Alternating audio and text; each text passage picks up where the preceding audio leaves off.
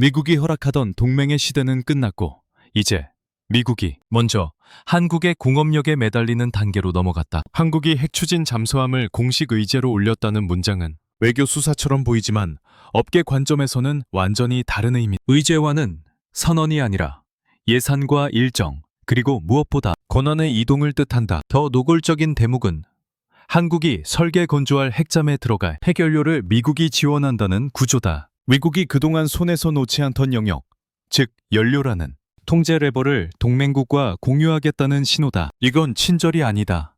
미국이 스스로의 한계를 인정했을 때만 나오는 형태다. 왜 지금인가? 답은 숫자에서 시작한다. 버지니아 블록 계열 한 척의 건조비가 5조 6천억 원 수준으로 거론되고 생애 주기 비용을 합치면 수십조 원대 구조로 부풀어 오른다. 반면 한국의 장보고 3급은 1조 2천억 원 선에서 정리된다. 단순 비교로 끝내면 추고 분석이지만 상대가 미국이라는 점을 감안하면 이 숫자들은 굴욕에 가깝다. 미국 핵잠 잠 한 척 값이면 한국 잠수함을 4척 이상 뽑아낼 수 있다는 계산이 성립하는 순간 전력 논리가 비용 논리에 압도당한다. 그리고 여기서부터 미국의 전략은 좋아서가 아니라 살기 위해서 바뀐다. 미국이 겪는 문제는 기술이 없어서가 아니다. 생산이 멈춘다. 더 정확히 말하면 생산이 끊긴다. 연간 2척을 맞추겠다고 선언해 놓고도 실제로는 한 척 수준에 머무르는 상황이 반복된 조선소 설비가 텅 비어도 부품이 없어서 작업이 멈추는 상태. 전투기는 있는데 탄약이 없는 상태. 엔진은 살아 있는데 연료 라인이 끊긴 상태가 해군에서도 벌어진 버지니아급 한 척을 완성하는데 필요한 부품이 약 120만 개라는 숫자가 업계에서 회자되는 이유가 여기에 그중 30% 이상이 이미 미국 내에서 생산이 끊겼거나 공급 라인이 사라졌다는 평가가 붙는 순간 이건 조선 문제가 아니라 국가 제조 기반의 혈관이 막힌 사건이 된다. 미국이 가장 숨기고 싶은 종류의 현실이다. 공식 문서로 정리되는 순간 해군력이 아니라 제조력이 무너진 것으로 기록되기 때문이다. 바로 이 지점에서 한국이 단순한 동맹국이 아니라 동급 파트너로 떠오른다. 외신이 한국의 건조 능력을 배수량 기준 20%부터 30%까지 빠르다고, 총 건조비는 30% 이상 저렴하다고 못 박는 프레임은 공짜로 나오지 않는다. 속도와 비용은 결과지표이고 그 결과를 만드는 공정이 본질이다. 한국 조선이 세계 시장에서 20년 동안 증명해온 핵심은 3가지다. 속도, 정확도, 병렬화. 한국은 선체를 여러 구간으로 쪼개 병렬로 찍어내고 설계, 제작 검사를 겹쳐 돌려 시간을 줄인다. 자동 용접 비율이 70%에서 80%에 이르는 공정 문화는 사람을 덜 쓰는 문제가 아니라 변동을 줄이는 문제다. 반면 미국은 규정과 분절된 책임 구조 때문에 단계가 완전히 끝나야 다음으로 넘어가는 직렬 공정에 묶여있다. 잠수함이라는 이유로 자동화를 제한해 30%대 머무른다는 비교가 나오는 순간 그건 기술 열세가 아니라 결정 구조의 열세다. 중국이 속도로 밀어붙이는 동안 미국은 절차로 스스로를 묶고 한국은 공정으로 시간을 접는다. 그래서 미국 내부에서 한국식 개조라는 단어가 등장하는 것이다. 이 표현이 갖는 무게를 과소평가하면 안 된다. 협력은 부분적 보완이지만 개조는 체질을 바꾸겠다는 선언이다. 미국 조선 컨설팅 업계에서 한국식 공정을 그대로 도입하면 특정 조선소의 건조 속도가 최소 30%, 많게는 45%까지 향상된다는 식의 내부 평가가 공유되는 순간 이미 판은 뒤집혔다. 더 거칠고 불편한 문장이 뒤따른다. 한국 기술자 300명만 투입해도 잠수함 한 척의 건조 기간이 8개월 줄어든다. 이건 도움이 아니다. 미국이 20년 동안 손대지 못한 병목을 한국이 한 번에 뚫는다는 의미다. 미국이 자존심을 버리지 않으면 생존이 어렵고 생존을 택하면 자존심이 찢긴다. 그 딜레마의 가운데 한국이 서 있다. 여기서 일본은 무엇을 하고 있나? 일본은 정치적 수사로는 늘 정상국가를 말하지만 결정적 순간마다 기술 패키지가 비어있다. 핵추진 잠수함을 논하려면 원전 운용 경험, 연료주기, 조선 대량 생산, 잠수함 설계 건조 실적이 한 나라 안에서 한 줄로 연결돼 있어야 한다. 일부는 각각의 요소를 갖고 있다고 주장할 수는 있어도 한국처럼 하나의 공정체계로 묶어 반가를 떨어뜨리는 그림을 만들기는 어렵다. 말은 빠른데 공정이 느리면 결국 전력은 느리다. 이건 취향의 차이가 아니라 산업의 체급 차이. 중국은 다르다. 중국은 속도로 밀어붙인다. 원자력 잠수함이 연간 4척 수준으로 나온다는 비교가 언급되는 순간 물량 압박은 현실이 된다. 그러나 물량만으로 전장은 끝나지 않는다. 유지정비 업그레이드 주기에서 비용이 폭발하면 함대는 숫자로 버티지 못한 한국이 작지만 강하고 싸지만 지속력이 뛰어난 방향을 잡는 이유가 바로 여기에 있다. 그 방향이 성립하려면 한 척을 찍어내는 속도만큼 운용, 중단 기간을 줄이는 설계 정비 체계가 같이 따라와야 한다. 그리고 그 체계는 공정과 자동화, 그리고 공급망, 안정성에서 나온다. 즉, 한국이 강한 이유는 무기 하나가 아니라 무기를 계속 굴릴 수 있는 산업 생태계를 이미 갖고 있기 때문이다. 미국이 한국의 핵잠 프로젝트에 손을 내미는 순간 표면적으로는 동맹 강화처럼 보인다. 하지만 현장은 그렇게 읽지 않는다. 연료 지원이라는 문구는 지원이 아니라 통제의 다른 이름일 수 있고 우라늄 농축과 사용 후 연료, 재처리 권한 확대를 지지한다는 문장이 들어가는 순간부터는 예외를 둘러싼 미국 내부 권력 투쟁이 시작된 미국 법체계에서 군사용 고농축 우라늄은 외국에 내주기 극도로 제한된다. 그래서 한국은 20% 이하의 저농축 영역에서 최저 설계를 해야 하고 그 제약 안에서 미국이 어디까지 예외를 허용하느냐가 성패를 가른다. 한국은 기술이 있는데 승인 없다는 말을 오래 들었다. 이제는 반대로 미국이 승인권을 쥐고 있어도 한국 없이는 생산을 돌릴 수 없는 구간이 생겼다. 이 역전이 가장 위험하고 동시에 가장 달콤하다. 결국 첫 문장은 이렇게 다시 읽혀야 한다. 한국이 의제로 올린 것은 잠수함이 아니라 미국 제조 기반의 빈구멍을 메우는 대가로 가져올 권한의 묶음이다. 미국은 한국을 필요로 하지만 한국의 자립 속도는 늦추고 싶어 한다. 이 모순이 해소되지 않는 한 동맹은 협력이 아니라 거래로 굴러가고 거래의 가격표를 누가 먼저 찢느냐가 다음 국면을 결정하게 된다. 미국의 핵잠수함 문제가 표면에 드러나는 순간 많은 사람들은 여전히 기술 격차를 먼저 떠올린다. 그러나 현장에서 숫자를 보는 사람들은 다른 결론에 도달한다. 이건 기술의 문제가 아니라 비용 구조와 생산 구조가 동시에 붕괴된 사건이다. 버지니아급은 미국 해군의 상징이지만 동시에 미국, 조선, 산업이 더 이상 감당하지 못하는 짐이기도 하다. 탄척당 건조비로 거론되는 5조 6천억 원이라는 숫자는 이미 위험 신호다. 여기에 생애주기 비용을 더하면 수십조 원이라는 표현이 과장이 아니라는 점이 드러난다. 유지 보수, 연료, 중기 업그레이드까지 포함한 총비용 구조가 정상적인 함대 운영 논리를 벗어난 것이다. 이 구조가 왜 위험한지는 비교 대상이 등장하는 순간 명확해진다. 한국의 장보고 상급은 1조 2천억 원 선에서 정리된다. 단순히 값이 싸다는 이야기가 아니다. 동일한 해역에서 동일한 작전 지속 시간을 전제로 할 때 미국 핵잠 한 척의 예산으로 한국은 4척 이상의 잠수함을 전력화할 수 있는 구조를 갖고 있다. 여기서 중요한 것은 몇 척이 더 많으냐가 아니라 예산 대비 실제로 바다에 떠 있는 시간이다. 핵잠은 건조 순간이 아니라 운용 순간의 가치를 만든다. 그런데 운용 비용이 감당 불가능해지면 그 순간부터 핵잠은 전략 자산이 아니라 재정 부담으로 바뀐다. 미국이 바로 그 경계선을 넘어섰다. 미국 해군이 연간 2척 건조를 공원해왔다는 사실은 잘 알려져 있다. 문제는 현실이다. 실제 생산량은 한 척 수준에 머무르는 경우가 반복되고 있다. 이 격차는 계획 실패가 아니라 구조 실패다. 조선소 설비가 없어서가 아니다. 오히려 설비는 남아있다. 작업이 멈추는 이유는 단순하다. 부품이 없다. 약 120만 개에 달하는 부품 중 30% 이상이 미국 내에서 더 이상 안정적으로 공급되지 않는다는 평가가 업계에서 공유되는 순간 이건 더 이상 해군 단독의 문제가 아니다. 국가 제조 기반, 즉 산업혈관이 막힌 상태다. 이 수치는 공식 문서로 나오지 않는다. 나오는 순간 미국 해군력의 문제로 끝나지 않고 미국 제조업 전반의 취약성이 동시에 드러나기 때문이다. 이 지점에서 비용은 폭탄처럼 작동한다. 부품 하나가 끊기면 전체 공정이 멈추고 멈춘 공정은 비용을 폭증시킨다. 직렬 공정에 묶인 구조에서는 대체 경로가 없다. 규정상 앞 단계가 완전히 끝나야 다음 단계로 넘어가는 시스템에서 지연은 곧바로 예산 초과로 이어진다. 이 과정에서 건조비는 눈덩이처럼 불어나고 생애 주기, 비용은 통제불능 상태로 치닫는다. 미국이 핵잠을 비싸게 만드는 것이 아니라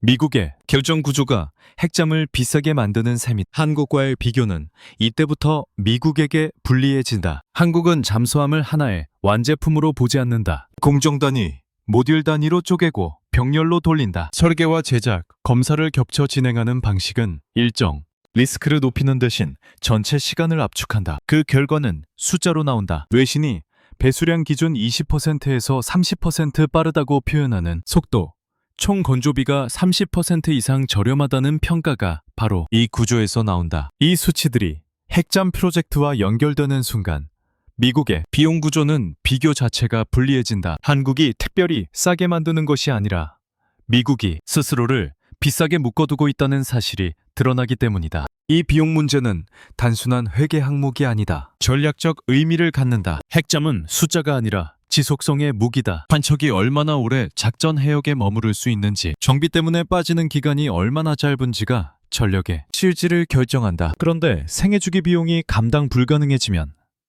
유지 전략 자체가 흔들린다. 미국이 핵잠을 많이 갖고 있어도 실제로 동시에 운영할 수 있는 수가 줄어드는 상황이 발생한다. 중국이 속도로 압박하는 상황에서 미국이 숫자와 비용 사이에서 갈팡질팡하는 장면이 연출되는 이유다. 그래서 미국은 선택지를 잃었다. 비용 구조를 유지하면 생산량이 무너지고 생산량을 늘리려 하면 비용이 폭발한다. 이 딜레마를 내부에서 풀 수 없다는 점이 확인된 순간 외부의 공정과 외부의 산업 생태계가 필요해진다. 한국이 등장하는 맥락은 바로 여기다. 한국의 조선 능력이 보완제가 아니라 구조를 바꿀 수 있는 변수로 인식되는 순간 미국의 전략 방향은 더 이상 되돌릴 수 없게 된다. 이때부터 핵잠 논의는 군사협력이 아니라 비용과 생산의 주도권을 둘러싼 재편 국면으로 들어간다. 미국이 비용과 생산에서 막히는 동안 한국이 다른 궤도로 움직였다는 점은 우연이 아니다. 핵심은 가격이 아니라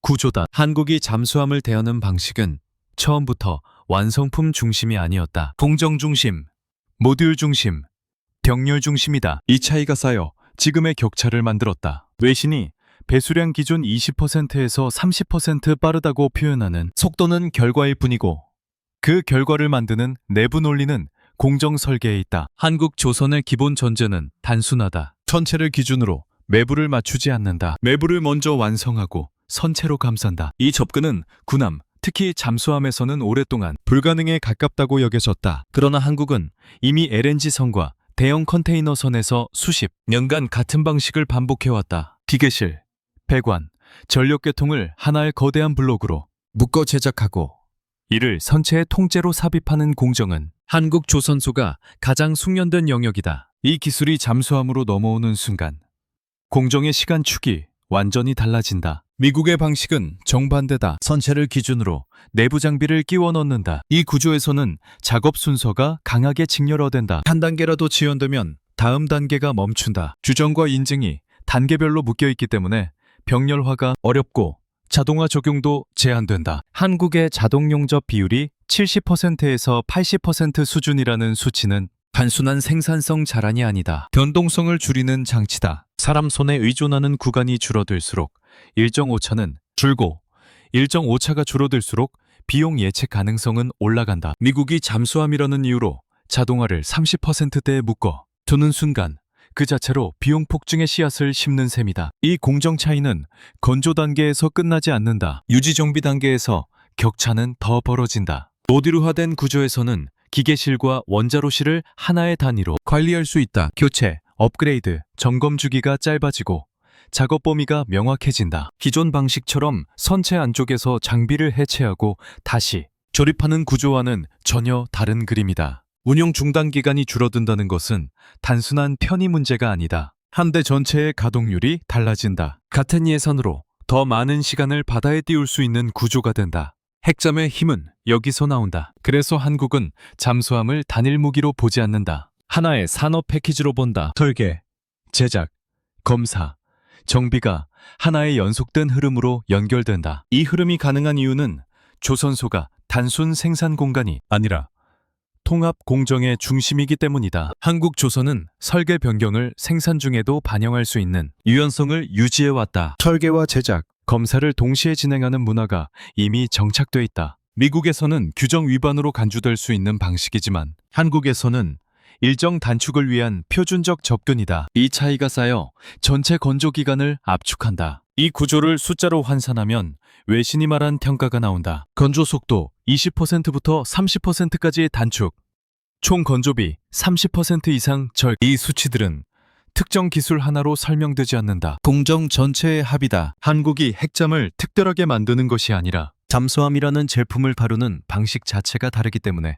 결과가 달라진다. 미국이 동일한 기술을 가져와도 같은 결과를 내기 어려운 이유가 여기에 있다. 기술은 이전할 수 있어도 공정 문화와 결정 구조는 쉽게 옮겨지지 않는다. 일본이 이 지점에서 멈춘다. 일본은 정밀 제조 능력을 강조하지만 대형 군수 플랫폼을 병렬 공정으로 대량 생산해 본 경험이 제한적이다. 규정과 합의 중심의 의사결정 구조는 일정 안정성을 주는 대신 속도를 잃는다. 핵잠처럼 시간과 비용이 동시에 압박되는 사업에서 이 구조는 치명적이다. 유럽 역시 마찬가지다. 개별 기술은 뛰어나지만 조선, 원전, 잠수함을 하나의 공정 패밀리로 묶어 단가를 낮추는 그림을 만들지는 못했다. 한국이 특이한 이유는 모든 요소가 한 나라 안에서 동시에 돌아간다는 점이다. 중국은 다른 방향으로 간다. 물량이다.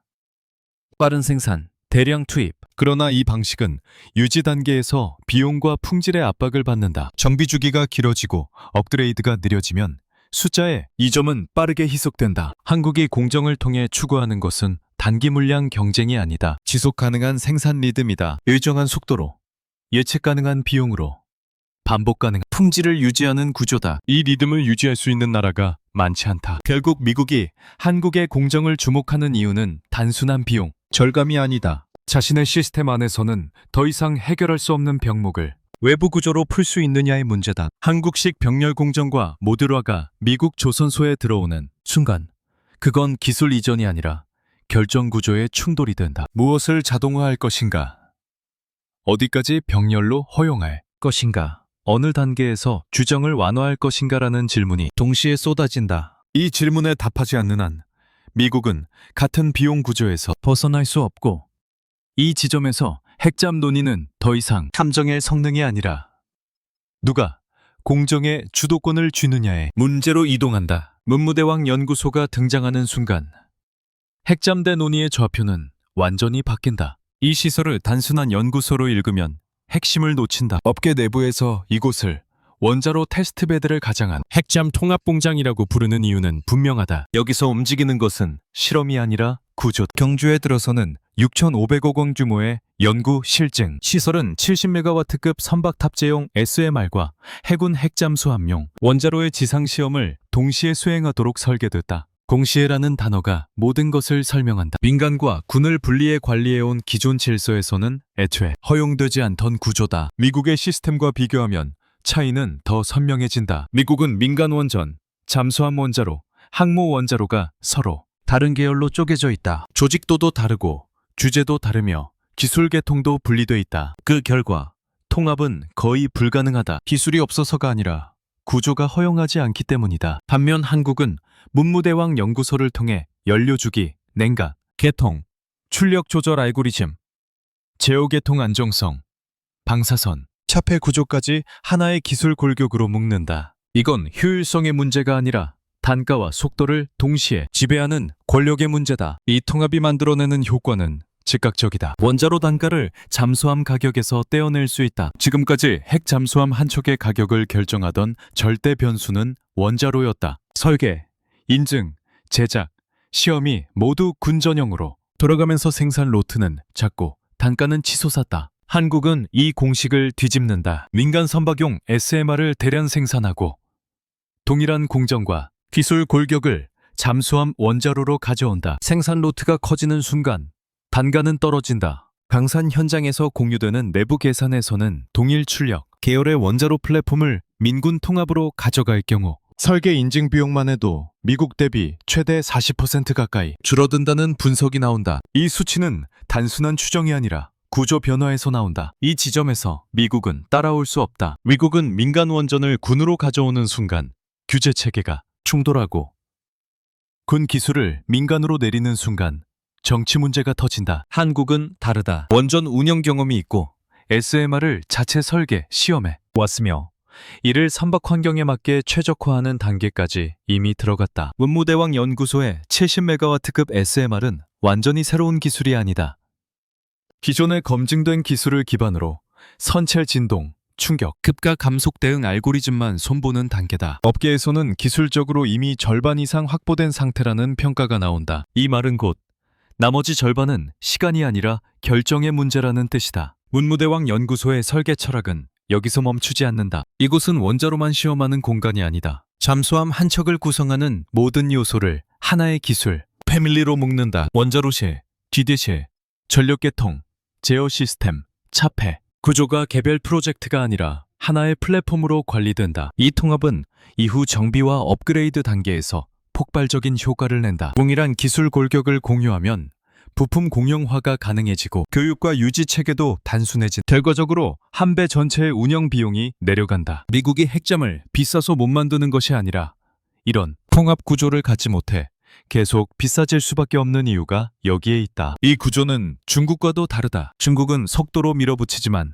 민군 통합의 깊이에서는 한국과 다른 길을 간다. 생산량은 늘릴 수 있어도 민간과 군의 기술 골격을 완전히 일치시키는 데에는 제약이 따른다. 특히 국제 감시와 수출 통제 환경에서 중국식 접근은 외부 압박에 취약해진다. 반면 한국은 국제 규범 안에서 움직이면서도 단가와 속도를 동시에 잡는 구조를 설계했다. 이 점이 외신 분석에서 한국을 특이한 사례로 분류하는 이유다. 문무대왕 연구소가 상징하는 것은 시설이 아니다. 시간을 단축하는 구조다. 연구, 시험, 설계, 인증이 순차적으로 흘러가는 대신 같은 공간에서 겹쳐 돌아간다. 이 방식은 실패를 빨리 드러내고 수정도 빠르게 만든다. 미국식으로 몇 년 뒤에야 문제를 발견하는 구조와는 정반대다. 작은 실험실 안에서 전체 시스템을 조립하고 부수고 다시 세우는 접근은 조직이 크고 분절된 국가일수록 구현하기 어렵다. 한국이 상대적으로 작은 조직과 높은 조정 능력을 무기로 삼는 이유가 여기 있다. 결국 문무대왕 연구소는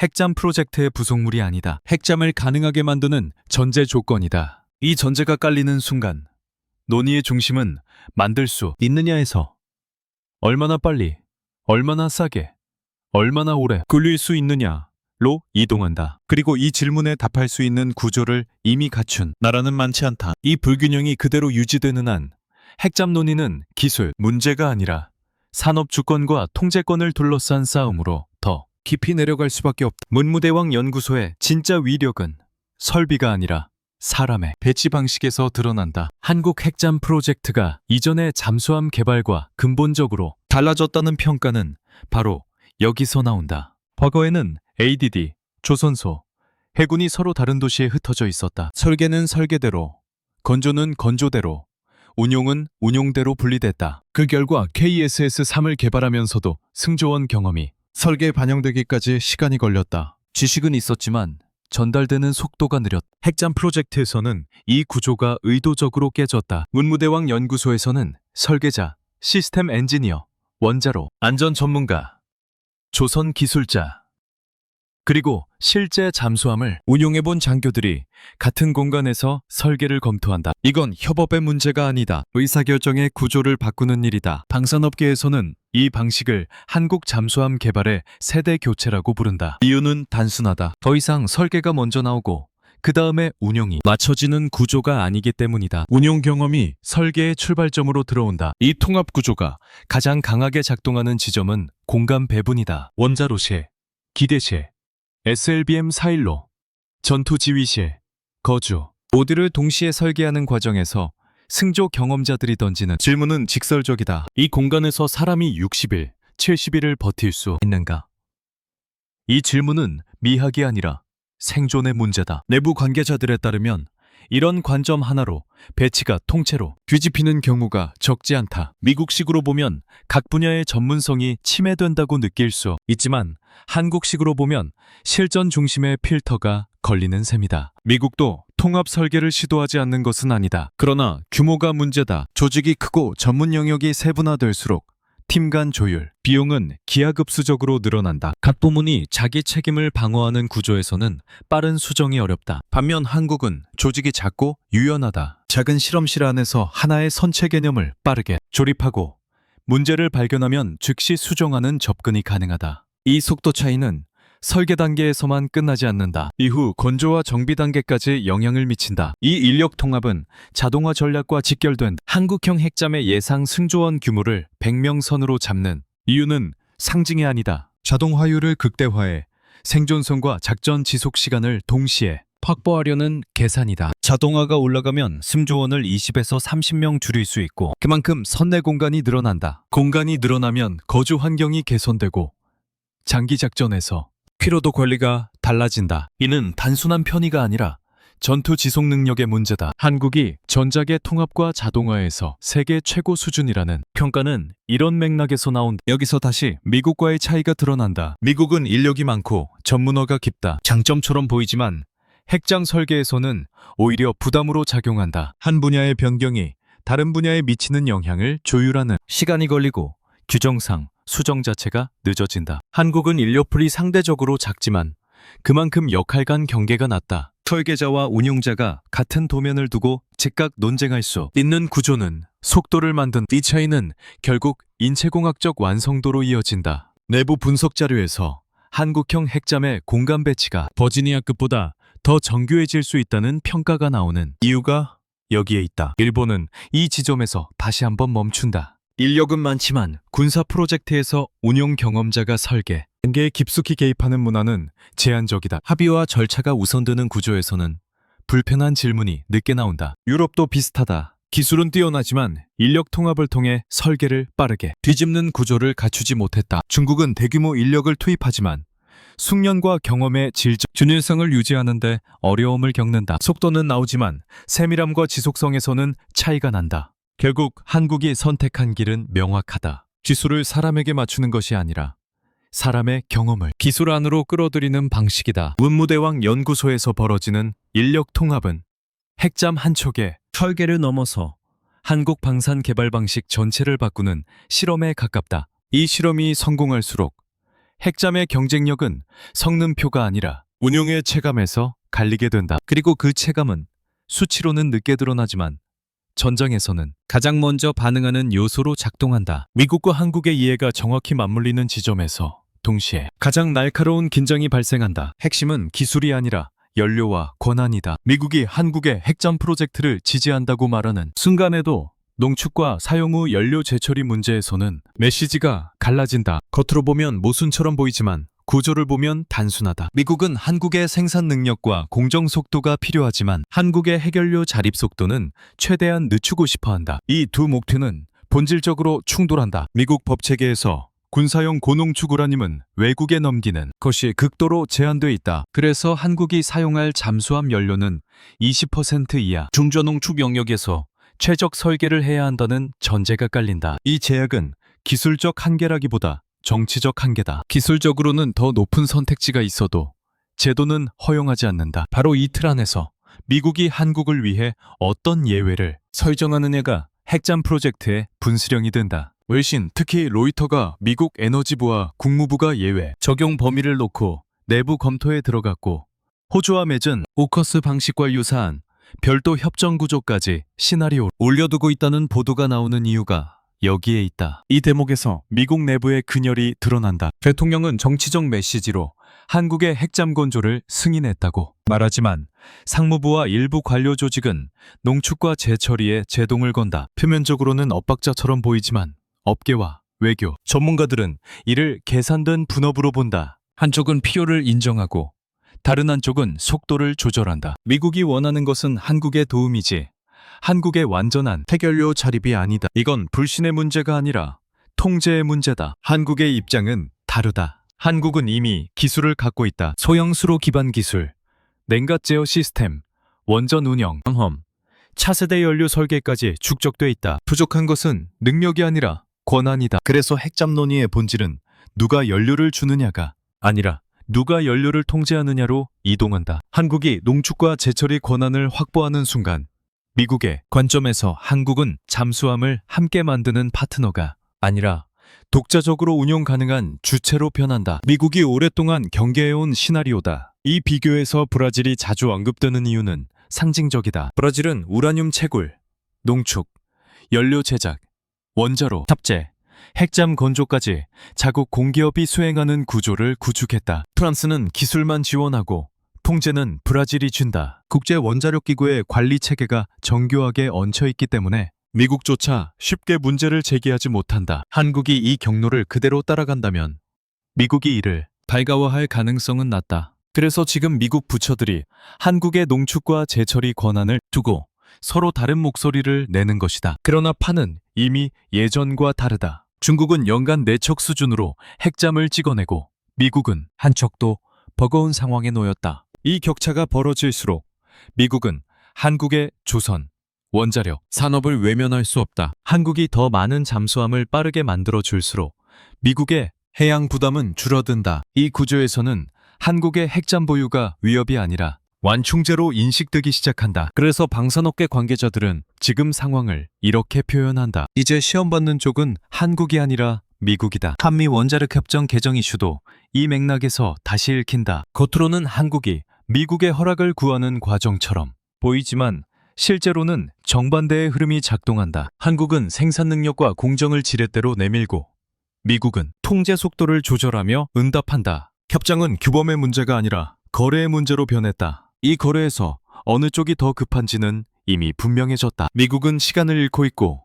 중국은 시간을 앞당기고 있으며 한국은 그 사이에서 정확한 리듬을 유지하고 있다. 이 불균형이 계속되는 한 미국은 한국을 필요로 하면서도 동시에 견제하는 모순된 태도를 유지할 수밖에 없다. 그리고 이 모순이 해소되지 않는 한 핵잠 프로젝트는 기술 개발의 문제가 아니라 권한을 둘러싼 속도 조절 게임으로 더 깊이 내려가게 된다. 어느 지점에서 이 게임의 규칙이 바뀌느냐에 따라 다음 단계의 주도권이 결정될 수밖에 없는 상황이 이미 만들어져 있다. 중국의 시계는 너무 빠르고 미국의 시계는 분명히 늦어졌다. 이 대비가 뚜렷해질수록 한국의 위치는 더 특이해진다. 뢰신이 반복적으로 언급하는 중국의 생산 속도, 즉 연간 4척 수준의 핵잠 투입은 숫자만 보면 위협적이다. 그러나 이 숫자는 질문을 하나 남긴다. 그 속도가 얼마나 오래 유지될 수 있는가? 물량은 시작을 만들 수 있지만 지속성을 보장하지는 않는다. 유지정비 업그레이드가 따라오지 않는 물량은